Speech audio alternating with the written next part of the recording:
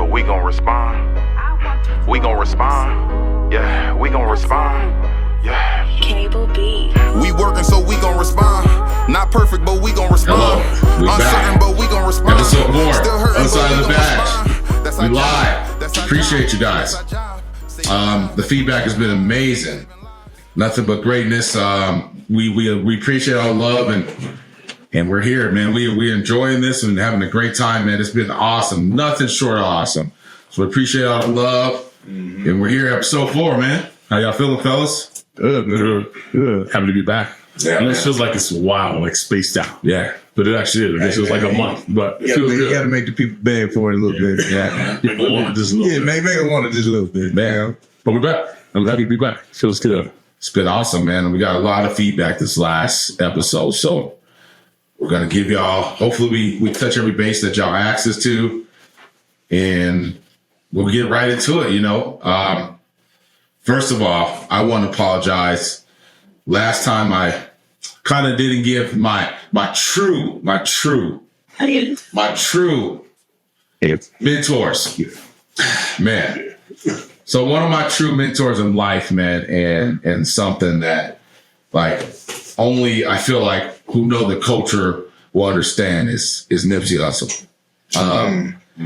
Everything about Nipsey Hussle is something that just like it really hits home. It hits the heart, man. And when he passed the piece, R.I.P. I got him hanging off the wall right here. It was like my cousin died, man. Nipsey did nothing but give and try to get back to his community. And man, they could say it was the wrong way to do it, but he did it. And man, if you listen to Nipsey talk, you listen to everything, man, I'm thinking about getting prolific just somewhere. I love that, man. So Nipsey Hussle is my true, absolute, like mentor, man, like in life. I want to say that, man. I feel bad. Like I gave the very Tom Brady, I love my guy, but Nipsey Hussle is my mentor, man. Like for real. Like I look up to everything Nipsey put out, man. Everything he stood for, everything like about. Listen, man. Yes, I want to say that, dude. I want to throw that out there. Like Nipsey Hussle is the real. I want to get that tattoo right there, bro. You start prolific right there. I'm too dark to get a face tattoo, but I am gonna get. Oh, man. That might be a good one right on. Silver ink, dog. You all right? That's. I have a tattoo that's colored right now. If I show you, I'll be like, "Where's the color at?" So, I'm a very dark person. Doctor says. All right. So first topic, man. We want to jump right into it. What do you think the stigma is about being a man of color, woman of color in the sports world, and why it's such a negative light that we get when we're trying to be cocky or we're a little too cocky, and if compared to a white kid who's cocky, they're like, oh man, he got it. When a black kid's cocky, it's like, man, he think he just like too much. It's just shit. Like people back off of that. But when you see someone else do it, we could give examples, we give names after we get the topics. Because there's a lot. I feel like right now there's a lot in America, especially like of white and black, like if figures in sports of how they conduct themselves. And it's like, wait, that isn't like, why isn't we? It's not Straight athlete, just only straight athlete for this quick topic one. I feel like, do you want to hear the athlete's name or just topic? I feel like if we get the athlete name, it's kind of we can throw out the first one. Like the first one, obviously, is going to be Caitlin Clark and Angel Reese. Caitlin Clark is the most cockiest player. I love it. But Angel Reese don't get that same love. She's just as cocky. And it was not even, and it's like Paige Beckers is super cocky. But she don't, if she was black, man, they'd be like, oh man, she did. But I think that's the good point. That's the stereotype too. I mean, you see it in the athlete setting. I think of a Jokic and a LeBron in a sense. Not saying they're cocky per se, but it's almost like you have somebody like a Jokic who grew up in Europe, Eastern European. The Eastern European, say, but he doesn't thrive off of any of those things. Right. But then you look at all the other black basketball players, they're like, oh, what? They're being their way because they also made it, So I think the representatives show that a little bit different because of that. Yeah, and I'd say culturally, like we are very animated, passionate. There's so many emotional people. I mean, it's not to say that's a bad thing or nothing, but I mean, let's face it. Go to a cookout, spades. You gonna think somebody gonna shoot the house up? That's just how it is. It's the passion, the love that we give off. It just comes off loud and aggressive. So the love for the game is gonna be different than somebody else who's not familiar with that type of culture, right?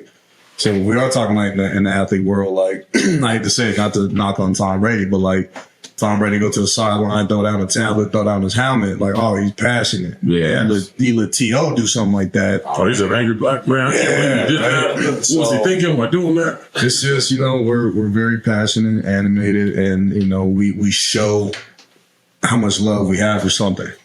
You know what I mean? We voice our opinion too. Right. You know what I mean? It may come off as aggressive, which that's a norm to us because that's what we know. But outside looking in, they don't understand it. Right. So it's not to say, you know, it's strictly Who's they? those who are unfamiliar with Media and society. Yes. The simple answer is yes. Unfamiliar to our culture and how we interact with each other. Or Yeah, behind closed doors, right? You know what I mean? Like, you think we showboat and all that, but like that's it. Let's take it back.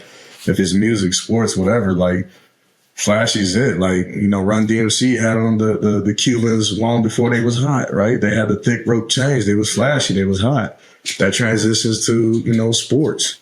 Yeah. You know what I mean? So it's been happening. So the fact that some people don't understand it is confusing. Mm-hmm. You know what I mean? But like, that's just who we are, what we do. That's crazy that you brought up that because like Run DMC, like no one wore Adidas Shell toes until and jumpsuits. Run DMC made Adidas. Like, man, that's the shit right there. So I think that's just the society piece, as we were saying. When I think about it, it's all those ones where we've always been kind of like the underdogs in the society, you know, always been, I'm going to say down, but down, you know, so when you do get up to that point and you made it, we get to, that's how we show it. That's how we show self-love. too much. We showboat it, even if it's not showboat, that's just us. I don't think it's too much now. I don't either. I mean, of course, there's always sometimes it may be that, you know, but at the same time, I don't think overall that's the case either. Nah. Like we're just proud. I love it. I honestly love it. I love being when any person of, especially in the sports world, when they're loud and proud. I love it. I absolutely like I think it's just misunderstood too. That's all it is. misunderstood. Just misunderstood. It comes to your mind when you think of that. When you're proud of Shador. Oh man. like that. Yo. They try to make him an example. That's messed up. Pretty jacked up. That's messed up. Cocky, he's black. He's not even like cocky like that. But he just that man. Like Shador can play football, but I mean, he had the highest completion accuracy in him. College With no offensive line, no run game. but because of who he is, they try to show. How you think his receivers got the ball? How you think Travis got the ball? That's what I'm saying. Like, Shador's like that, man. Like, damn. Especially in recent history, like, yep, low ball, Shador. Now he's got it. And I can't wait because he's going from HBCU to predominantly, like, he's consistent. Did he going to do good in Cleveland? No, he's going to terribly go. He'll get traded. I think he's not going to do well if he stays in Cleveland. Oh, no. You got to get out of Cleveland. Long term, he's staying. He's gonna get out of Cleveland. Unfortunately, somebody's gonna go. Cleveland. For any injuries, but somebody's gonna go down on the quarterback, and they're gonna make them phone calls, and because he's that fifth round, that's gonna be an easy pickup. Trade, or they might say, yeah, we'll waive him. You know, put him on waivers during mini camp. Right. He's available. See who wants to. Somebody gonna be like, yeah, we'll take him. Right. He get picked up, and then he's gonna go off. Yep. You know what I'm saying? He'll go off. So. Did you guys see the movie Sinners? Oh man, twice. Had to. No. Damn. It's hidden message. Hidden message. 2 out of 3. That man. I'm saying. So the next topic is culture vampires or culture vultures. Do you guys think that there's within our culture, like who we are, the way we carry ourselves, the way we present ourselves, especially in our line of duty, is it frowned upon mostly, or is it something we can go back and like they just don't understand us? So the way I like culture vampires is like I always like see the way other people interact with us is like they try to be with us, but then they like when they're with their other people, they're like different. You talking about inside or outside the job? Inside. So the way example is like, I noticed like the way when we're around each other in the firehouse, like people see us, they're like from afar, they're like, oh man, those are two cool dudes, you know? And they're like, man, I really wish they could be like that. You know how many people tell me they wish they could be like you? It's crazy. They just see you and it's like, I just want to be like Drum. I want to be like Drum. For some reason, like they just, bro, people just like it's not like amazed by it. What do you think that is about? Like, is it because you're black or it's just what is weird? I think it has no, I don't think it's, for me, maybe I'm being modest here, but I think it's also just being the person. Drum that jam honest, guys. It has to be just honest, the person that you are. It's the way you carry yourself is what I think it comes down to. You don't think it's a little bit because your culture though? I don't think so. It could. No, I truly don't think that. I think It's the aura too. it's the aura, it's how you carry yourself. It's how you represent yourself. It's what people see you as. I mean, yes, it's obvious we're black men, which is awesome and the best thing in the world. But at the same time, I think when you show up as who you are, you also have to be able to get on with this person, talk to this person, hold conversation with this person, relate. Even if you can't relate, but be able to at least you can relate about the job. We can talk about it. We can discuss different things. How does that work in your world? Is everything relatable? In a way, it is, man. Like, a real good friend of mine. Like, we were classmates at one point, partners during George Floyd riots, and like this type of cat, man. Like, he would literally take a bullet for me, and I would do the same. And like, you say that, but like, I really mean that. I mean, when you build that type of bond, man, you don't really see black, white, other, whatever. You know what I mean? Like, you guys are embracing, you know, all the negatives that the media portrays on our career, or my career, and on one side of it. But as far as being, you know, a black man, like, I can't hide that. Okay. You know what I mean? But to me, I've had good experiences. I had people just like, damn, dude, like, you're cool. And it's not because I'm black. It's just because, like you said, it's the person that I am. Yeah. You know what I mean? It helps in the community while I'm not working because of the unfortunate stigma or the bad experiences that people have had, right? Like, I can go to a certain district and communicate with that community better than somebody else could. Right. It is what it is. Yeah. You know, but so far, man, I haven't had anything super terrible with me. But like, damn, like, I feel like I'm this and this. Like, but because the thing is, like, your aura as well, like, because like your presence, like, yeah, you're. It is, and like John said, man, like, I had to stop and you know, give myself my own flowers, decorated in 2 different states. You know what I mean? That's huge. I didn't realize how hard it is to get that, and it's not like we're working to get these awards. Like, oh man, I could do this and this, but you're being recognized for the work you really put in 2 different agencies in 2 different states is like. That's just who you are, right? And you just continue to be that person. Because if you want to see change, be that change, right? So I think just the way you carry yourself, you know. So I'm with John on that. You should, Doctor. Here's what you think about it. Man, I sometimes I feel like, man, like when and it could be my own personal just going in my head. I feel like when I say they, it's not just really like white people, just like they watch how we walk and interact and talk and walk. And it's like, sometimes you can feel like they stealing that little tidbit from you. Like in my station. It's flattering, man. It's just flattering. Like in my station, when we interact, we're like, what's up, fam? Yeah. Good. Yeah. Now, everybody, what's up, fam? Yeah. And it's y'all's thing. But it's cool. Let them have it. But it's cool. More the person that the leader that you are. Yeah. I mean, that's you, though. You bring everybody in, you do a lot of good things. And I think that's what comes with it. I think that's what makes someone a good leader. So, but here's the crazy thing y'all may not know. Like, working with some of the arson investigators, I could say, hey, do you know Marcus the Drum Go? I don't have to describe who or what you look like. I could just say your name, and people know y'all. You know what I mean? So that you need to go ahead and take your flowers in that too. I don't have to describe, oh, I know Marcus tall, black dude. No, I just say, yo, y'all know Marcus Gibson? Hell yeah, I know Marcus. And they light up. You know Drum? Yeah, I know Drum. You know what I mean? So I don't have to describe you guys. You guys have already made yourselves known in a way that's impactful on people. You know what I mean? But if you have to add the physical attributes, then so be it. But anytime I talk to those cats or any firefighters, they know who we all are. I think that's vice versa too. Yeah. Appreciate it. That's the same thing, man. Well, same too. Yeah, same thing, man. We always tell people like, we're noted. Everybody remembers shit. Yeah. So some George with long hair. Yeah. Just the long hair. For the audience who don't know, it's Terry used to touch his butt. So That's nasty work right there. Nasty work. I don't think they do that. We might have to bring some old school pictures on the next day. I had some competition.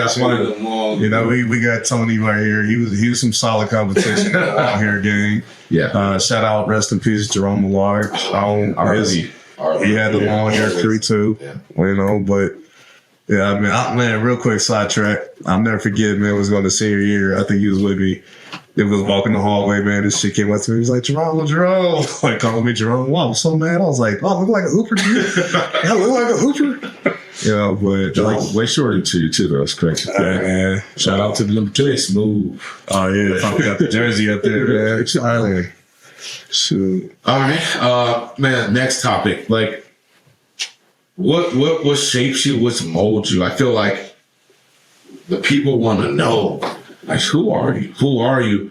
We'll all go around and just describe who we are, man. Like, and also like, let's not shy away from the blackness of us, who we are as well too. I'll start it off, man. Seriously. Start it off, bro. I say the N word when I'm around us. Every other word. Oh, gas, no breaks. It's just us. We here. It is dropping. And I just is who we are. I'm gonna be that person no matter what. Man, I grew up poor, raised on the east side of Denver, and I'm just gonna stay who I am. Yeah. But I mean, my music's gonna be loud, it's gonna be bumping, you're gonna hear me. I'm gonna buy Jordans every time I get a chance. I don't care. I'm just unapologetically me. That's just who I am with that. But I also feel like that is the special, unique part about me. I'm going to be this way no matter what. Nothing's going to change that for me. And that's what I think people gravitate towards me a little bit, because I've been the same person since you met me, since day one. So when someone asks, like, what shapes you, what molds you, what is that? It's because I came from nothing and I stuck to my core values of, man, I came from nothing. So why would I be able to talk shit or talk bad about anyone else? I can't put anyone else down because I didn't have shit. So when I be able to get shit, I bring everybody into me. I can't live if people around me ain't doing as well like me. So I'm here for the people. So unapologetically black. And I say the N-word a lot. We're like the opposite. I don't say the N-word at all. Salute was crazy. Let them know. Hey, sign off on it. Yes. Stand So I on feel like you and I are a lot alike, except I don't say the N-word, and I haven't said it since I was 19. That was my own personal preference, going to school out in Sterling. Shout out to the Plainsmen in NJC. That was just something that I knew with wanting to get down this field. I was like, man, I don't know if I can still work out. Just throwing that out, I picture one day I was just going to say it to one of the people at work for you and be like, oh shit. Yeah. Sorry, so for me, I already knew at that point in time, that was just me. But I do think a lot of, like what you said, just growing up with nothing and growing up with, as I said before, single mom, my sister and I, it was just a struggle, but it's one of those ones that you never forget that struggle. So I try to do everything I can to stay true to not forgetting where you've come from, but also that's what has shaped me to be the man who I am today. Definitely not perfect. Definitely have a lot of things to work through and still kind of address some of those things in the closet. But as a whole, I like to think that's still what has shaped me to not ever forget where I've come from. Yeah, like you, I want to bring everybody in. We all want to also be firefighters. I want us all to do the same thing. However it's going to go, but I want us to all do it together. We win, they win, And that's always been my thought. So that kind of shaped me a little bit. Yeah, I'm still a work in progress, my damn self. I don't think you give yourself enough flowers, bro. For real. Yeah, and it's tough to sit back and try to for me to praise myself all the time. I feel like I'm not quite there yet, But I mean, as far as like being shifted or molded and, you know, shaped into the man I am today is definitely family background. Mine's being a flight attendant. Like I said, I had plenty of opportunity to get into some trouble, get into some heat. But I had that community background of grandparents was there, moms was there, you know, and my parents did divorce. My dad got sick at one point, but he was still in my life too. So I was fortunate to have that. You know, it was cut short, unfortunately, but you know, my brother, we were, you know, by each other's side a lot, and we're two totally different people. You know what I mean? But you know, as far as like hanging out is different because you met my brother, right? You know, this is night and day. I get a little, you know, I get a little. I don't want to say ratchet, but you know, I'll turn it up a little bit. I'll drop the bomb here and there. You know, definitely you listen Wayne song come on, I'm going crazy. You know, but I try not to say it. I try not to do it. Just out of the education and background my mom has, you know, instilled in me, like, you know, present yourself how you want to be treated. You know what I mean? Dress how you want to be addressed. You know what I mean? So like carry yourself the way you want people to see yourself. Right. So that's kind of how I move a little bit. You mentioned something, though. You said not yet. Well, like what is it going to take for you to feel that's what it is? That's a great question. I'm like I said, I'm still trying to figure it out myself, man. Like we've all been, you know, in that rut or that dark past in our life trying to figure out some shit here and there, but I really don't have the answer for that. Just one day at a time, day by day. I would have rather give praise and love to those who are around, like you guys, right? I'd rather show y'all the love, right? And if it comes back to me, cool. If not a big deal. Right. You know what I mean? I just feel like my impact is bigger than just saying, hey, I've done this and this and this, I'm this and this and this. You know, I want to be, you know, a brother to somebody. Like, man, that dude was always supportive. You know what I mean? Rather than, man, he's always about him. Because we're a modest person on the chat. That's good. Yeah. I just new modest on the show, so like that. But I feel like you can, you don't give yourself enough credit. Sure. I feel like you've been through a lot, especially recently. Yeah. Where I feel like the person, man, I paint a picture for the audience, man. Mm-hmm. When I met you, man, he was that guy, man. Yeah, he was that guy. I feel like recently you went through some shit, and you're like, you know, you're not like, it's not like a humbling, but you're kind of like, okay, I gotta reflect on things. It is humbling. It is humbling, but in a sense, but like, don't forget, you're still the man. Don't lose that. Not going maybe because you cut your hair. Right. Samson's power. Nah, don't lose track of that, bro. I do come across that feeling every now and then. You know what I mean? I'll be like, you know what? I'm still him, right? And we talk about it all the time, man. Like, you know, over 6 foot, making 6 figures, all that kind of stuff. We talk about that. We're there. But I do need to give myself more grace. That's one thing I love about that, right? Mm-hmm. And I've heard that a lot, that I am modest and I don't give myself enough credit. I hear that a lot. And I'm just like, it is what it is. Yeah. You know what I mean? But we'll get there. We'll cross that bridge one day. I feel like then we like, especially like YouTube was like, man, like huge impact in my life. Man, get yourselves those flowers, man. Like, for real, like, like you guys are like one of the inspirations and motivations for me. Like, man, come on. Like, I think about that all the time. Like, yeah, we went to school. We went to, I don't even say the name, but we went there and we grabbed, like, y'all two were already established there. For y'all to even embrace me even a little bit was like, man, was super dope for me. And then now, like, we're all in our 30s, like, man, y'all still the man. Like y'all don't think how larger in life y'all even knew y'all were and how larger in life y'all are now. I actually had somebody get some feedback. They said, they're like, you guys don't really dive deep into what you guys have done.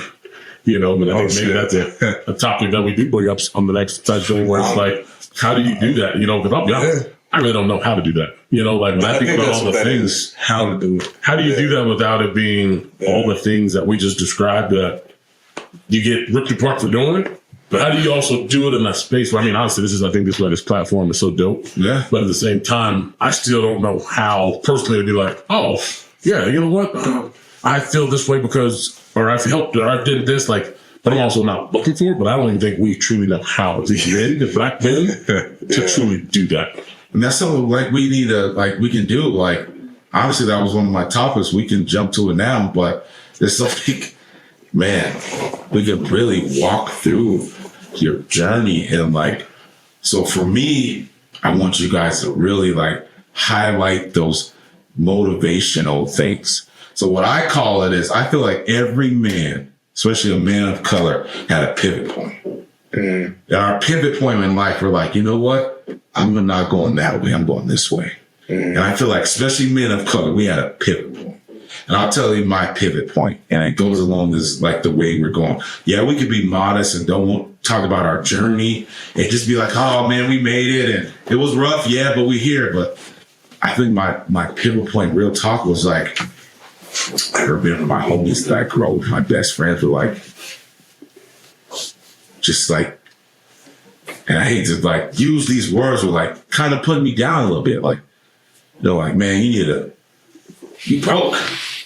I said, you my dogs. Like, how you going, like, bro, we're not supposed to be saying each other, bro. We're supposed to be trying to, I remember sitting in my apartment, like, man, this shit sucks. And I telling myself, like, all right, I'll show you, bro. I use that every line. Okay, I'll show you this, bro. And that also along the lines of like, you know what? I'll do the work. I'll do the extra hard work. I'll work 3 jobs. Right. We'll see who has the last laugh. And it's nothing to do my brothers for life, but just hearing like, ah, man, you broke. Oh. I think to go along with that, man, that falls on that mindset of like, I don't think you should prove people wrong, but to prove yourself right. You know? So once you, he did say that too. It's crazy. Once you flip that mindset, I think that's the pivot point. Instead of trying to prove everybody wrong, what they think about you, how they feel about you, blah, blah, blah, you prove yourself right. Like, I told you so. I told you I can do it. You know what I mean? I knew I can do it, and you had to bring this dog out of me. So here you go. This is your fault, right? So, and I mean, that happens for a lot of cats in the earlier ages, if it's college or whatever, right? And I think it was, coming out of GW, playing sports, it was like not a lot of cats was going to play college ball, let alone D2, D1, whatever. Yeah. So to me, it was like, I'm going to show y'all what we can do. Yeah. I'm going to show you what I can do. You know what I mean? I'm going to prove myself right. I can do it. And, at the end of the day, and then proving your ass wrong, so be it. But I think it's just that extra grit of, of saying, fuck it, I'm not about to be like, with all due respect, like everybody else. Like, I gotta be different. Yeah. What was your pivot? You can have those lines of that.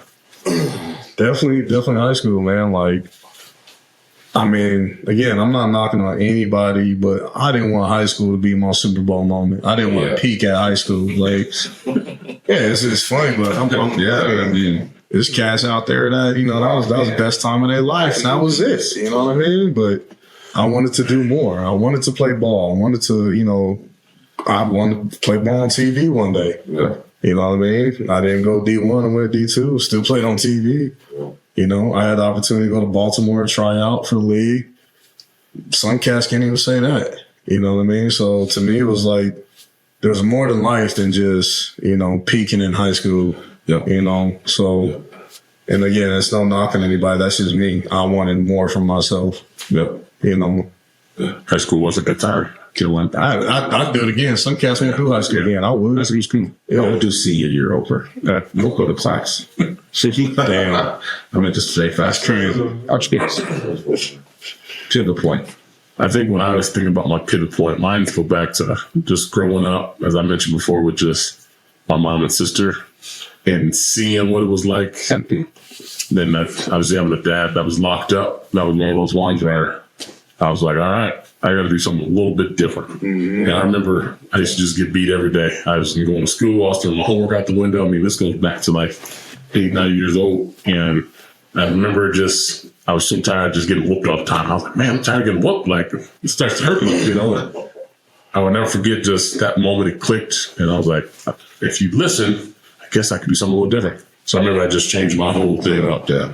And I remember obviously going to visit my pops in prison. And once again, I was just like, man, this is terrible. You know, and obviously it was one of those ones I'm like, this cannot be it. You know, and then I remember going to high school, I remember graduating. I was so happy and all those things, but I also remember just being told from my mom, like, well, you're now part of, you're a black man now. Like all the stats that's happening, you're part of it now. So you kind of have that choice to decide what you want to do. And that's when it really hit even more where I'm like, damn, I can really do something different now, or I can go down the path of all the stats of everything that we know we see and just be a part of it. And I just remember in that moment, I was saying, well, I wanted to get on the job, and I'm thankful that I get to do this now. But I still remember just at that time, I'm like, man, I did not want to be grouped in, apart, and looped in. And I think that's something I've always taken a lot of pride in, is not being like everyone else, not doing what everything else. Like Jordan said, he got to play ball. I had a couple D1 offers to go play basketball, a couple D2s, and just didn't do it. I turned it all down, and I just wanted to focus truly still on that firefighting dream. But I just remember everybody's like, oh, yeah, I'm going to do it. Because once again, I was already hit that pivotal moment like you asked. And for me, once you know what you're wanting to do, there's nothing that's going to stop it. Now what? You know? Now what? It was cool. I went out to NJC. It was one of those ones where that was the only school at the time, too, that had like a fire program. So they were like, hey, you want to do basketball? They were recruiting me. And I was like, nah, I'm good. I'm going to stick to the fire program. You know, so obviously that was my big moment that I'll never forget when I think about those things. Because like you mentioned, the money thing, that was the first time I had no money in my pocket at 18 years old. I remember hitting my homeboy up, Omar. I was like, hey, bro, this is a weird question, but can I borrow $20? He sent me 40. But I literally had nothing. And that, once again, was a moment I was like, this will never happen again. Like We'll never forget that. So, that was the worst Pete, bro. I didn't like those shows. that's terrible. All right, man. Next topic. You can answer this. We kind of touched base on this on one of our previous episodes.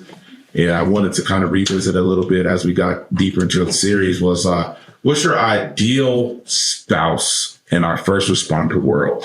And obviously, I'll go first. You know, my wife, luckily, was for me, was already in the world as a nurse, so she kind of understood.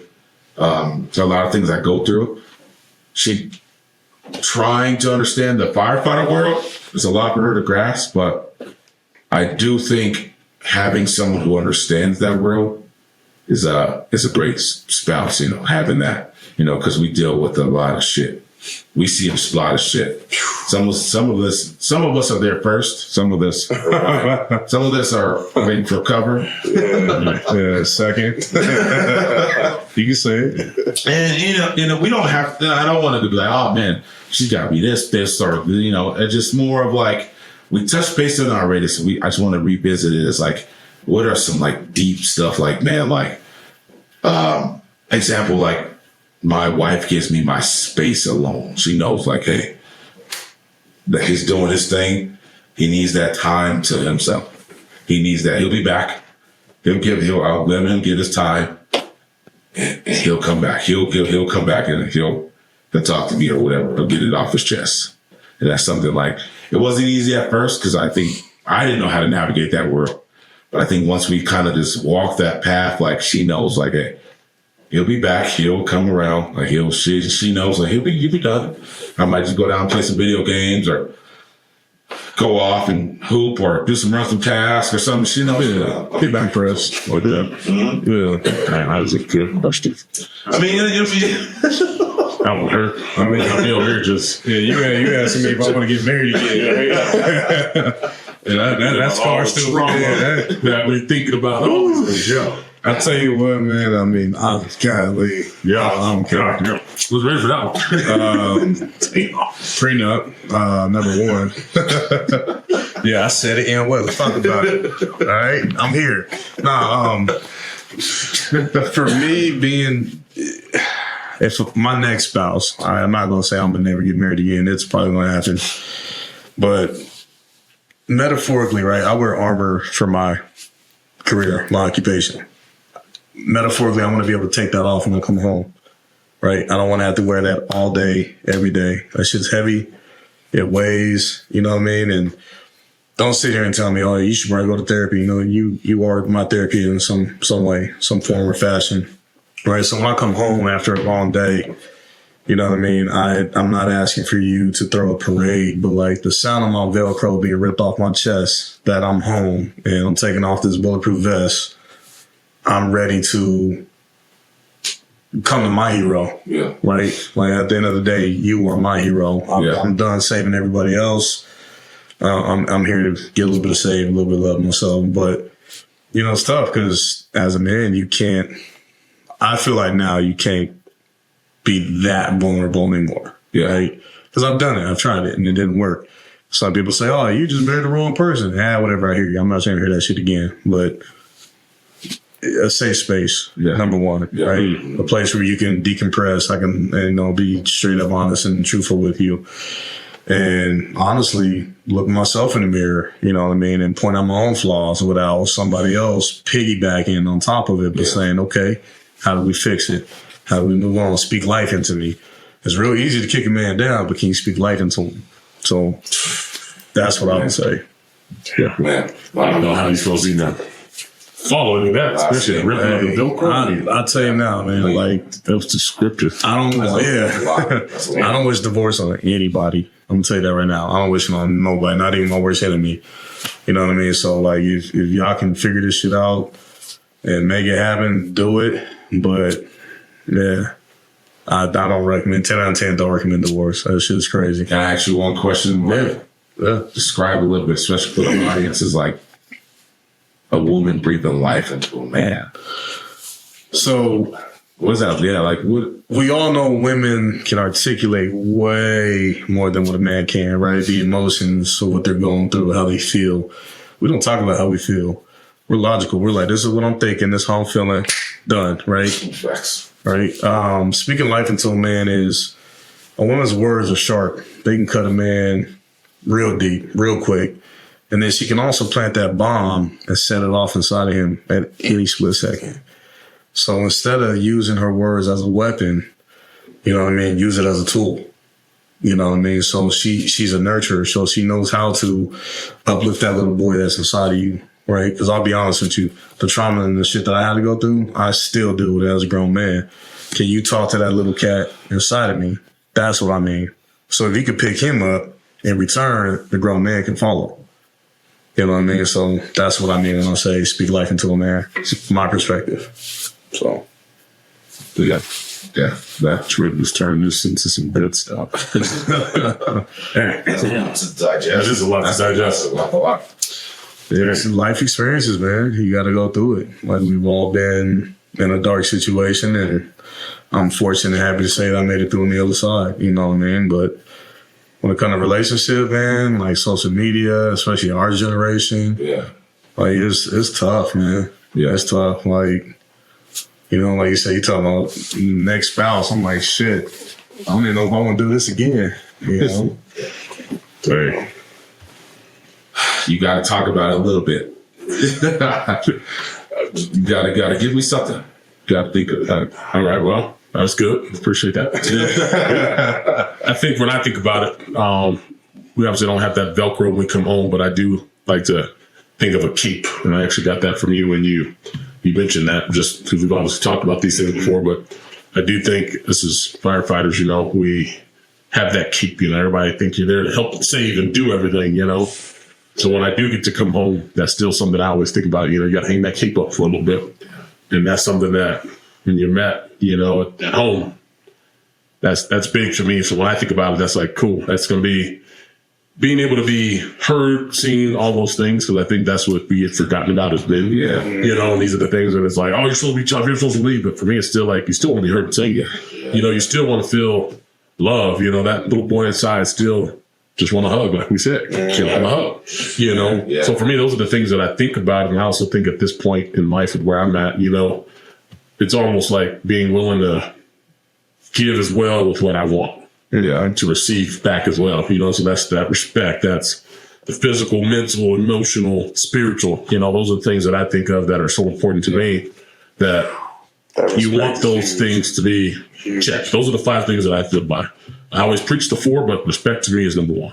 Here, what if mental, physical, emotional, spiritual? Those are huge. And then, like I said, respect to me is that other one. And I also got that from actually one of your buddies on your with it out. That was one that said he was there for a long time. I can't remember his name, but he threw that out, and I was like, damn. Yeah. He said all 4 of those may never Got to be checked. Yeah, and those are the 4 that I'll never forget. I'm saying that's what I think of when I think of that question. That's huge for me. Because like I said, it's just not making sure I'm good spiritually. It's like, hey, make sure you are right. Because I did have that spiritual foundation inside me that I'll never forget about, but I also do need that mental check when, man, that was a tough shift yesterday. Yeah. And you want that to be, you good? We don't necessarily have to talk about it. I don't also want to drop all my trauma and give you secondary trauma. Right. But I do want to be able to take that cape off for a little bit and maybe just talk a little bit about how rough that was getting up 5 times last night after midnight and getting those 2 hours of sleep. Because that's what happened, and you want that, That physical don't need to mean we need to have some sex right now. But, hey, just a little touch and it's okay, Hey, that's okay too. I'm not saying, what I mean? That's I'm not against it. But what I'm saying is, at the same time, like I said, at this point for me, it's like, I also would love, I want to see those things, but I also want to make sure I'm doing the man that I am and getting those out, getting that back out as well. So that's what I think. Is that something like, when you speak, it's like when you talk on this basis, it's like, you're also like the man of the house, kind of. That's your job, kind of. The man of the house where you want to make sure everything under your branches is taken care of. I mean, you can say man of the house, but I think that's still that respect piece, because just because you're the man of the house don't mean that she's not the woman of the house. You can put that as much emphasis as you want to say, yeah, the man of the house and I get to rule my kingdom, but at the same time, she's still that woman of the house. Yeah, my stepdad's old school. He always said, you're head of the house, but the woman is the neck. So she can turn and guide wherever you need to see straight. You know what I mean? So it's a team effort all around. That's important. So that's a lot. Yeah. So any questions? Board. All right, man. While we're sitting here, man, we Behind the scene questions? behind the scene questions from anybody. Anything. War stories. Anything, man. We get it. Boy, Brian Parker out, taking a little special visit. Shout out. D Park. Say it. How do you guys separate your career and your family? When do you know when one is filmed to the other? Yeah, question. You see, you have a family, you have issues. You don't want to bring it to your career because it may affect your career. Or opposite. Vice You have versa. your career, you have issues. You don't want to bring it to your family because it may cause some disturbance in your family. So how do you separate it? What's like your to-go to? All right, audience. The question was asked, how do you separate your career and your family? How do you handle that? Damn, that's a lot. That's a lot. That's a lot. Yeah. I think over time you learn, right? Yeah. Over time experience. So and knowing how to turn it off when you clock out. It's crazy because like if I'm on a date, if I'm going somewhere, I can't have my back to the door. You know what I mean? You never know. Like, do I got that thing on me? You know what I mean? I got to move different. She needs to stand on this side next to me instead of this side. Like, the job always follows you, but you can't forget the quality moments. You know what I'm saying? So I think when you punch out, when you hit that garage door button, when you pull up in your driveway, you're done. You're done. You have to be available for your family. You got to be available for your partner. Like you just have to. I don't think you have a choice. Otherwise, I hate to say it, you end up in my situation. So I've learned from that mistake. So moving forward in the future, I do know if I'm having an issue, I'm going to address it. Right. And I got to learn to kill it right then and there and leave work there unless it's been a really bad day. So my advice to y'all, if you're not sure how to answer that, man, like as soon as y'all take that hard hat off, you're done. You're done. It is time for you to be Marcus. It's time for you to be Ashawn. It's time, you know what I'm saying? Yeah, it's crazy. Drumgo. Sorry, Drumgo. My bad, y'all. Government names. No, I work for the feds, right? But yeah, knowing when to punch out that clock and clock in for family, like that's how you balance it, in my opinion. You made some good points where there's some parts that's still always going to be a part of you. Like for me, when I go anywhere, I can tell you how many exits there's. I can tell you where they are. I've already located my back is not towards that door, no matter what. Mm-hmm. But then again, I think, especially in the fire service, I do truly think the fire service has made me the man I am today. So there's so many parts of it where you do get home. Because essentially, you still have that. Oh, I started doing we have chores. Like, okay, cool. I did garage day on Saturdays at home. I was doing just different things. There's still so much structure that do come from living in a firehouse. So for me, that separation, I think I could do a lot better, because I think my separation probably be being on the phone, taking the calls. And we talked a lot about this stuff, where we have an app where we can see what's going on. So sometimes you're paying so much attention to what's going on or who's working, So I think that separation is very important in your life. Trying not to make it your life, but then there are some other parts that I am thankful that it is a part of my life, because it's something that has changed my life. Right. Doing it since the age of 21, which, like I said, I always say I'm so thankful for. Right. It literally raised me and made me the man who I am, with getting known so early on. Mm-hmm. Coming out of college, you don't know left or right, and then all of a sudden you get paid. Here's your $48,000. You're starting out, and I'm like, okay, all right, this check has a comment, so all of a sudden different things happen, and I bought a house 11 years ago, and then next thing you know, it's like, oh, okay. So those are some parts that I'll never forget. So I don't even know if that separation has to happen in that regard, but there's parts that I know I can do a lot better with, and I'm continuing to work to do. But it is important. Oh, it's a good question. That's a great question. I think only one on the panel have a child. I tell you what, man, there's times where I'm leaving the job in the parking lot, I'm turning the app off. I don't even know. I'm this turn nothing about it. Shut it down. Yeah. It's not even happening. And then guys, come back after a couple of days, and they're like, "Oh man, we had a big fire." I was like, "Damn, where? Where? That's crazy." I really learned how to once I get in the truck and I start it up, it's so whatever was happening there is done. So I'm really, and then when I'm home, it's really, really keying on the things that are at home. My son does a lot of things in sports and everything. I always got projects and going on, and it's funny because I'm opposite of I'm in a firehouse. I know I got chores, I do this, man, but I'm home. It's fuck, man. When the trash was taken out, it's man, damn. I don't even know. Fuck, so I'm really learning how to keep fighting this that way, and then keep my home I'm a different person. That. I don't like it. I'm not a super routine person. I don't like the scheduled routines. I'm not a really big planner, and I don't really plan past a week. That's something I don't do. It gives me really anxiety if something's planned out. Too much going on. It feels like life is planned out. Don't plan. I'm a week by week, day by day guy. I'll look at and I actually love and enjoy when you wake up, let's see what I got for today. Oh man, I got some stuff to do.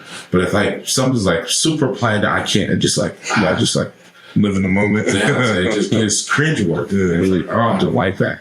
I don't like planning a vacation that's 6 months out. It's just it's like somebody was like, what would you do for your birthday? I'm like, that is 3 months away. I haven't even thought about it. Last day of the year. Last day of the year. So I get that. Whatever. I do think that to a certain extent, there's definitely, like I said, that structure that I'm can appreciate. Yeah. But also right with you, I don't know what I'm worried about. I don't even know what I'm doing in the next hour. I love that. So that is nice. Respect that. Yeah. Great question. Thank you for that. Rick, we jump down to the. We got one. Hold on. With being first responders, is it showing up to gruesome scenes and stuff? I know I talked to you one time about somebody jumping off a bridge and everything. Mm-hmm. How do y'all deal with the trauma that comes with that? And is it provided to you guys through the departments? And do they give y'all therapy, free therapy and stuff like that? So the question was asked, how do we manage the trauma that we go through on the day-to-day, especially with the gruesome things we see and come across, and what resources are out there? I don't think so. Working wants to know how we manage. I'll start. We'll tell them. Yeah, we'll tell them. I'll start, I guess, with me. I think that is a great question for starters, so thanks for that. I do think it's one of those ones where where we work out, we do have a lot of resources. And I am thankful that we have those resources. You can set up a therapy session once a week if you wanted to, and there's different things through your insurances that they try to take care of us because we need it. Do people actually use it? I think that's a different story that you'd go down, but I know for myself personally, that is something that I have been able to use. But I think a lot of the true therapy, the way I work through some of the things is truly the people who sit right next to you. You can talk to and get to express things. You know, I've also used my mom a lot over the years, just in terms of the crazy things that I've personally have gone through. But it's to the point now, I mean, you just have those days, and I've also learned now it's also sometimes just sitting there talking with the crew, you know, especially in my new current role. I mean, on Wednesday we had a crazy day. We had a lot just going on, and we grew some things, and let's talk to the crew. Let's see how everybody's doing. Let's check in, pull everybody to the side, and let's talk about it. And I think that is where I found peace at the point to be helpful. You don't necessarily forget it, but you just kind of at least talk about it and be very open about it. Yeah. That's me. That's just me. Yeah. So I would agree. Same thing for PD. They do offer therapy. Unfortunately, that's been slashed into half. Yeah. But that's a budget thing. That's a city thing. Yeah. Man, like honestly, when you get to that kind of scene, you see the call, right? Dispatch will call your call sign and pops up on the computer, read the notes, and it don't tell you everything you want to know or should know, right? So you kind of show up and you'll see something that's like not even real. Like, I'll be honest with you, I don't go to haunted houses. It's too real. Smell, sight, touch. I can't really do it because it just triggers me. But you have a job to do. So when you do get to those gruesome scenes, you know, preservation of life is the first thing that pops up. So you're like, okay, is there anybody that needs to be saved, or is it too late? And if it's too late, when you got to find work, you got to, you know, set up your scene, call the supervisor, medical examiner, fire to make pronouncements. Then you got to call the family, notify the family. Then you got to speak to them. Then you got to hear, you know, their hurt and their pain, their cry. So when everything's all said and done, you're kind of tired. You're mentally drained, and you don't think about that call until you're either cooking at home, or the next day you put on your uniform and you get a hint of that decaying body smell on you. And you're like, man, I just washed this uniform, but your memory just triggers and does some shit. It's weird. Sure. But therapy has really helped me out a lot. Talking with a circle like this that we have is great. And, you know, try to have some laughter, not at the situation, but like, don't forget, you know, life is still, you know, precious, you know, so you can still have a good time and, you know, be yourself. But as far as like handling all the gruesome stuff, you can't even comprehend what you're looking at half the time. Yeah. You know, like, I don't know if they want to get into details, we can, but like a train suicide, I've seen that, and that just didn't look real at all. You know, severed limbs and, you know, the person's body mangled into the wheels, and you're just like, I didn't know a human body could do that, you know. But smell is huge. You know, I could still, you know, if I close my eyes, there's some scenes I remember to a T. I can draw it out. I don't think that was a good way. Nah, it never will, man. Especially smell. Smell is a memory that once it's tapped, man, that's it. Yeah. I mean, I got into fragrances and cologne because of that. Yeah. You know, I got a cologne addiction, you know what I mean? And it's like, oh man, I like that. That smells good. Because I'll never forget, I went to a decomp, and then my next call was a shoplift at Sephora at the mall or something, right? And a lady was like, "Oh, baby, you stink." And she's like, "What does that smell?" And I had a look in her eye and said, "That guy." And she went and got me Chanel Blue. And she started hitting me up with it. And I was like, cool. So after that, that's how I got into fragrances, because it got rid of that damn smell. You know what I mean? Yeah. Yeah. So my cologne addiction is based off of the trauma of dealing with, you know, gruesome scenes like that. Yourself, yeah. Yeah. Wait.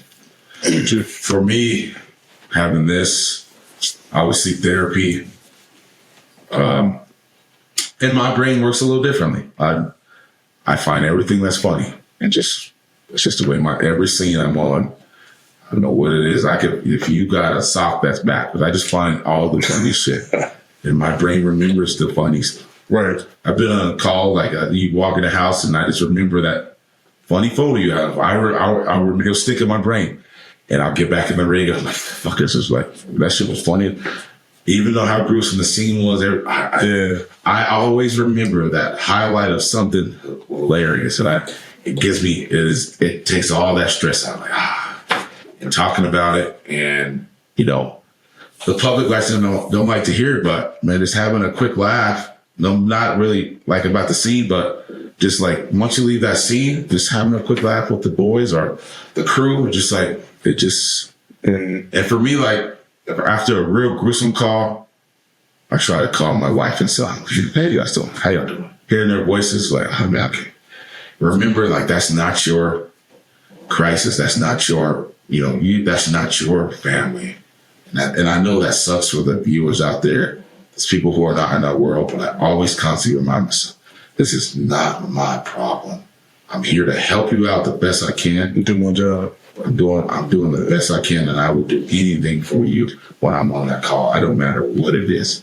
But after that call, I have to learn how to, like, that wasn't my problem. It wasn't my family. And I call my friends, I text everybody. And they just, because you got to get ready for that next one. Because the next call could be just as worse as the last one. So for me, and I like it sounds funny saying that, but if there's something funny on scene, it did. I found it. I already know what it was. My brain I'm always looking for the highlight of the funny stuff. So, like if I know that probably not. Therapists will say the same thing. Yeah, I mean, you go to therapy, they're gonna tell you the same thing. You need to laugh. I mean, yeah, I gotta laugh. Yeah, I gotta laugh. I think solid question. I like that. Good. Laughter is important. Oh yeah. Gee. Thank you for the questions. Those are awesome. Thank you. Real quick, I got a request. Somebody requested Jordan Schultz to tell a war story. A war story. They want a war story, bro. So I think the person was looking for something of maybe they're trying to get into your world. They want to see if they can handle it. And I think you have a unique perspective of it because you got to do SWAT, you got to do PD. So I think that person was looking for like, hey, could Jordan tell us a story? Would it be a war story or would it be his day to day? Because I think they said war story, so maybe. What's about that? Maybe day to day. Is that day to day? Yeah, day to day, man, you can't predict it. You just shagging calls as patrol. Trying to think. I mean, y'all gotta ask me, like, did I tell you about the one in Utah when I was out there in Salt Lake working? The mom and the... Not that one. It was, no, I guess I didn't. All right. That has a little humor in it, not really, but I was on FTO in Salt Lake. No, FTO is field training. So as a lateral, you take you go to the academy 3 or 4 months or whatever, right? So when I finished that academy, I went to the agency that I worked for, and I was the new guy. So I had a field training officer showing me the ropes, how they do things, right? Policy, procedure, law, all that. And, this one's real quick and easy. They're like, oh, dude, you came from a big city. I heard you was on this and this. Like, find me a gun. And I was like, okay. He's like, well, if we do, we got to treat this like a two-man. So anyway, we passed one of the grocery stores, and you see a Cadillac. I used to drive a Caddy too, and it was tinted. I was like, yo, let's try this plate. He's like, for what? I'm like, there's only 2 people that drive Cadillacs. You know what I'm saying? Old folks and gangsters. So we run the plate, and he's like, come back to the old guy. I said, yeah, but would an old person be at the grocery store 11 o'clock at night? And they're like, nah. It's like, cool. So we run it. Guy's got a warrant, convicted felon for, I think, manslaughter. He killed somebody in the fight or something like that. So I pop up out and mommy, you had a gun on real quick. So anyway, we transitioned to the gruesome war shit that y'all probably like to hear. We get a call. It was called a full arrest out there, cardiac arrest out here, right? So full arrest means there's possible chance it's a DOA, death on arrival or dead on arrival. So we pull up to this house. This was an assisted living house for adults with traumatic brain injury, TBI, or severe developmental delay. So the fire truck's already there. And I just see them running in first, man. You know, they got the EK, It's not the heart monitor, not AED or the one that checks the 12 lead. yeah. The EKG. EKG, thank you. So they run in with the EKG and all that, right? So this was a ground level house, like, you know, ranch style, just one level basement. We run inside and, you know, there was one cat in the living room immediately to my left, right? Severe developmental delay, Down syndrome. He was a big guy, heavy set.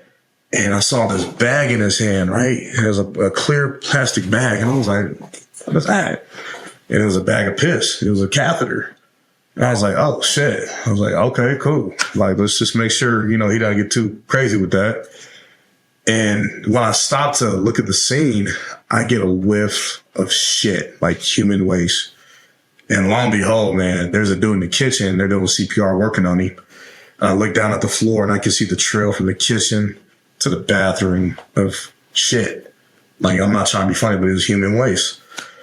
So I go in the bathroom and I'm just like, all right, let me make sure no one else, like, you know, like while EMS is working, fire doing anything, let me make sure the scene is secure, safe, so we do this.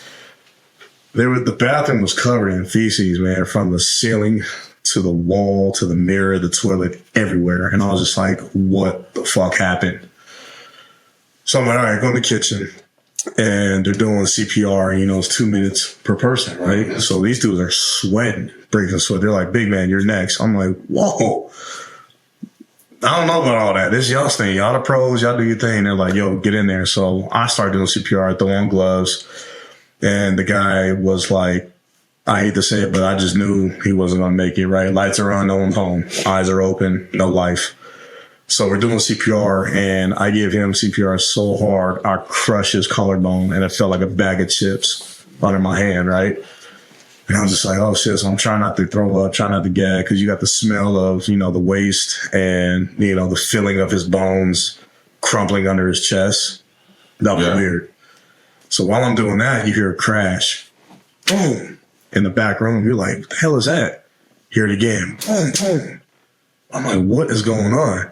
So fire's like, yo, I'm going to take over CPR, big man. You go find out what that is. Whatever it is, does not come in here. And I'm like, shit, I got to go check and search. So I opened the door, and it was another guy, severe developmental delay and Down syndrome. And he's punching the walls because his best friend is in the kitchen dying or dead. So his blood all over his hands, blood all over the walls. And in my head at the time, I was like, great, we got shit, piss, and blood. I was like, we got the Holy Trinity, right? So I know that is crazy. So I calm him down, talk to him, and I'm talking to the caretaker like, yo, help me calm this dude down. What does he need? He's like, oh, he probably wants his bottle of milk in the fridge. I was like, that's weird, but I got a great idea. How about you go get the fucking bottle of milk, right? So you can calm down. So he does that, gets it, and then I look up, they're still working on the guy. So what happened was he had a traumatic brain injury when he was about 19, and he was 30-something at the time. So his culpable mindset was about the age of a 6-year-old, but he's like our size, right? He was a big dude. He had a seizure, and he always suffered from epilepsy and seizures nonstop. So when he went to the bathroom, he had a seizure. His body locked up and tightened so hard that literally all his waste was just shot out of him. So that's why the bathroom looked like that. And it was a trail because they had to get him off the toilet and drag him into the kitchen so we could do the work, do CPR. There was his room. And I just remember, like, we kept working on him, and we're giving him CPR so hard, you could see in the EKG, the monitor, the heart rate, and we're like, that's not him, that's us. You know, that's us hitting his heart so hard that it gets a jump. So they call it flatline, and then, you know, you got to call homicide, major crimes, and the AME and the family.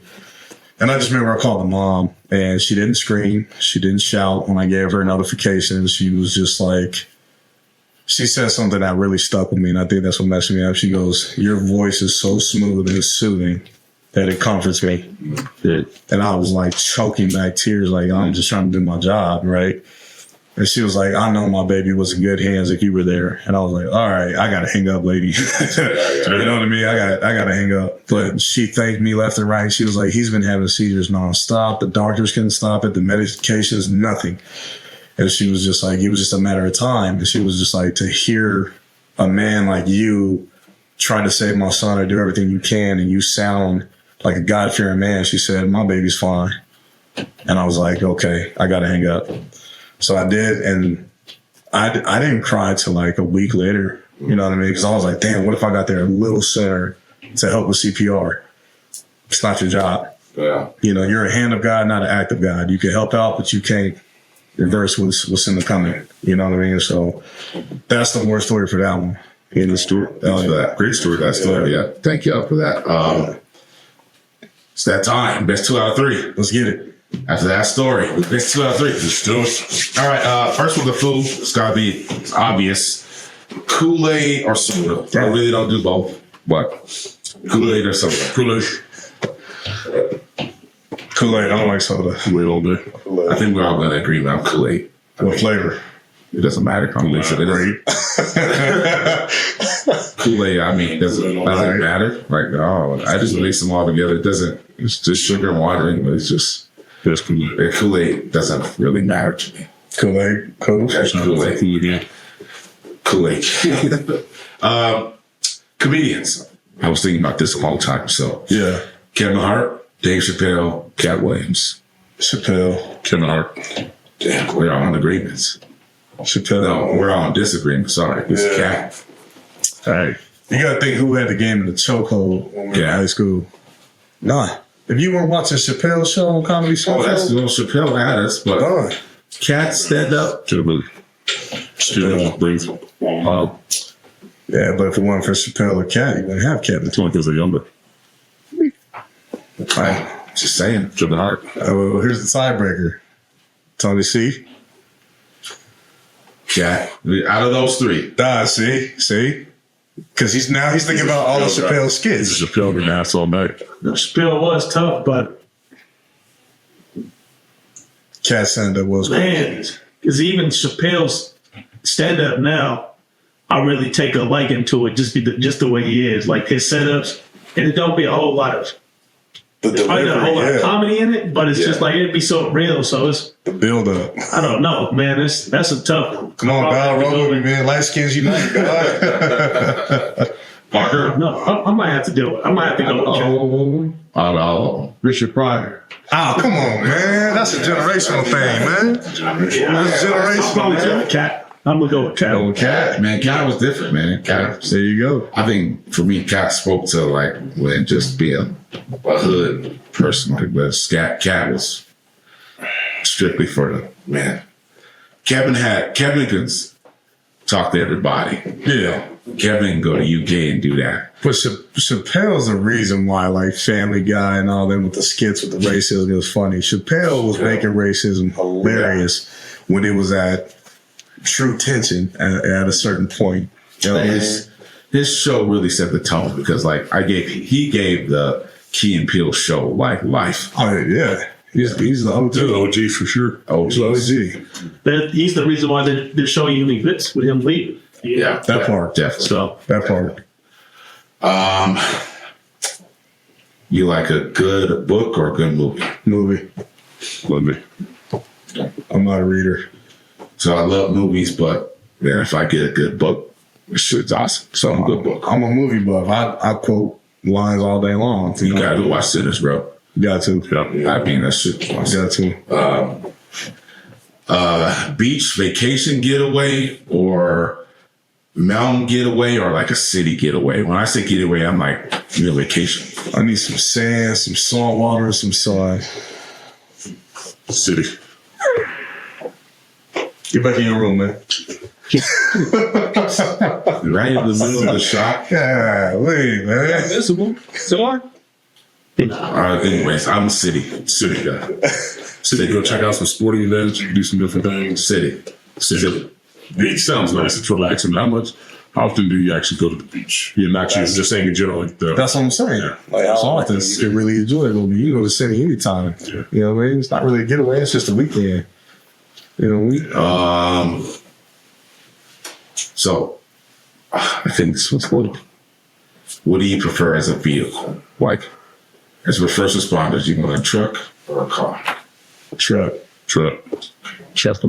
I thought that was, I don't know, man. I feel like in our world, like, do we all got trucks? We just could get a truck, man. Did any of us want a car? I always thought that was hard.